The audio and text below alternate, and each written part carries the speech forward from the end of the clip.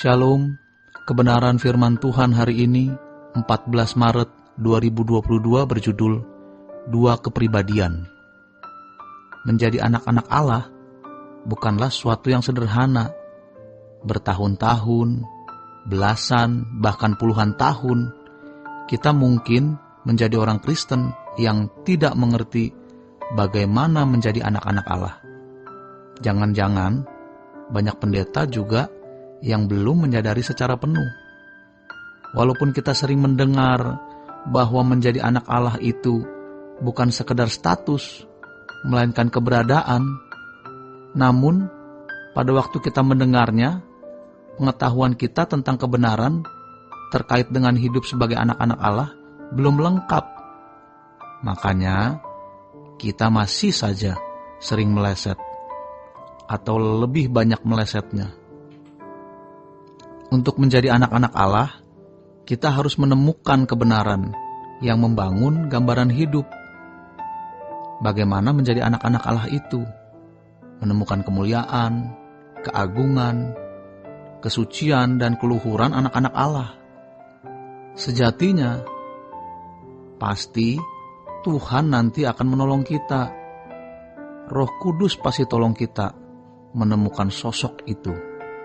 Itulah sosok Kristus, sosok yang diurapi. Bapak Ibu, dengan menemukan kebenaran ini, kita bisa mengerti gambaran sosok anak-anak Allah. Yang tentunya gambaran itu akan terus progresif atau bertumbuh semakin jelas. Sekaligus kita juga akan menemukan sosok manusia lama kita, yaitu kita sendiri, si aku, yang dibangun sejak kecil oleh lingkungan, oleh dunia, dengan segala keinginan dan hawa nafsu, dan berbagai kehausannya. Kita harus bisa melihat dengan jelas dua sosok yang berbeda ini. Dimulai dari setiap keinginan yang muncul di dalam hati dan pikiran kita. Baik keinginan yang berangkat dari daging kita, ataupun dari jiwa kita, yang sudah diasuh oleh dunia. Di sisi lain, kita juga menemukan keinginan-keinginan yang dibangun oleh kebenaran. Di situ terjadi friksi atau benturan. Di dalam Roma 7, firman Tuhan mengatakan bahwa tidak mungkin orang yang hidup dalam daging itu berkenan kepada Allah. Jadi, selama kita masih mengikuti keinginan-keinginan si aku ini, tidak mungkin kita berkenan dan tidak mungkin kita bisa menjadi anak-anak Allah.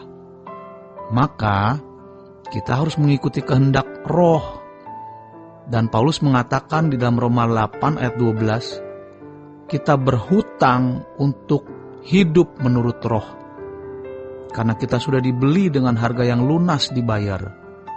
Demikian pula dalam 1 Korintus 6 ayat 19 sampai 20, bahwa kita bukan milik kita sendiri.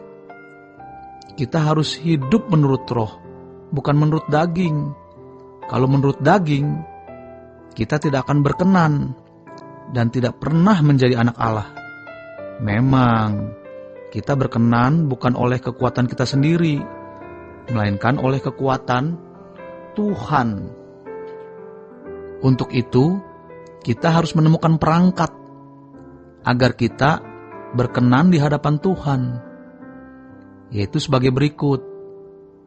Yang pertama, oleh darah Yesus, kita adalah orang berdosa, jelek, jahat, pemberontak. Tetapi oleh korban Yesus, kita diampuni, kita berkenan di hadapan Allah. Tetapi, kita belum benar-benar berkenan, dalam arti, keadaan kita ini belum berkenan. Kita dibenarkan, dianggap benar karena darah Yesus. Tetapi keadaan kita yang benar-benar harus kita perjuangkan. Yang kedua, oleh firman atau Injil yang menyelamatkan. Firman itu menguduskan. Bagaimana caranya? Kalau kita membaca dan kita mentaatinya, maka itu membentuk dan membangun karakter kita. Sebab dengan mengenal kebenaran, kita bisa menemukan satu sosok bagaimana menjadi anak-anak Allah, yaitu keagungan, kemuliaan, keluhuran, dan kesucian anak-anak Allah. Maka ada firman yang mengatakan, kerjakan keselamatanmu.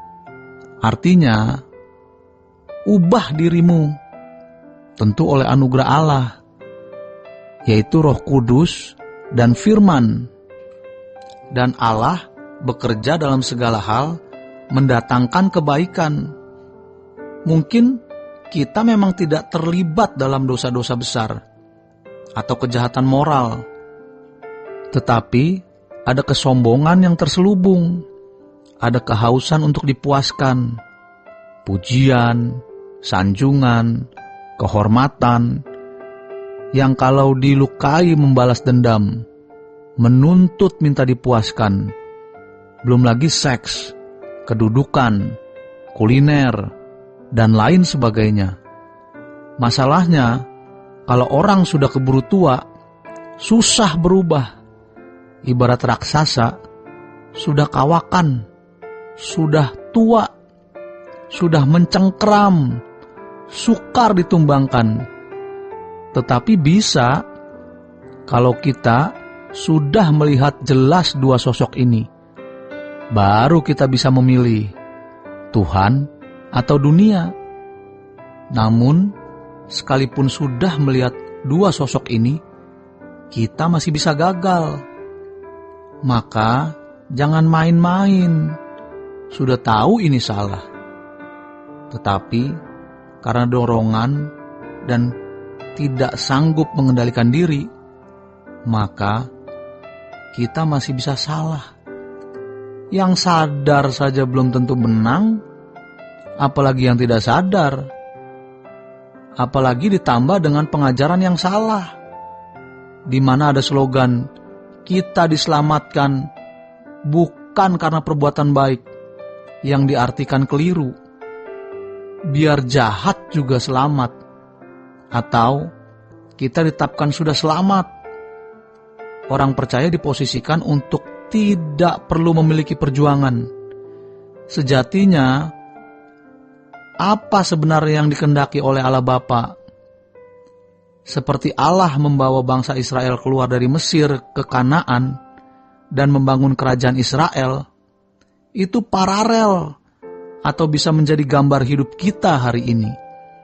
Kita dipanggil keluar dari dunia untuk menjadi orang-orang saleh yang nanti akan masuk kerajaan Tuhan Yesus.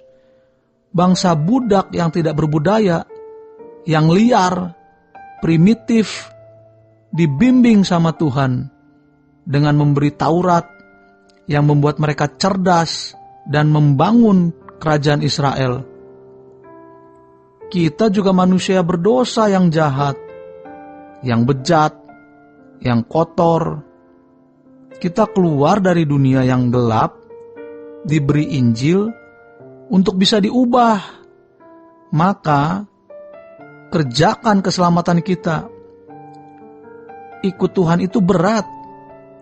Yang berat itu bukanlah persoalan ekonomi, kesehatan, jodoh, atau yang lain. Yang berat adalah menjadi kudus, tidak bercacat, tidak bercela. Menjadi orang lemah lembut, rendah hati, mengalah, tidak mau ribut, seperti domba kelu dibawa ke pembantaian. Demikian renungan hari ini. Tuhan Yesus memberkati. Sola Gracia.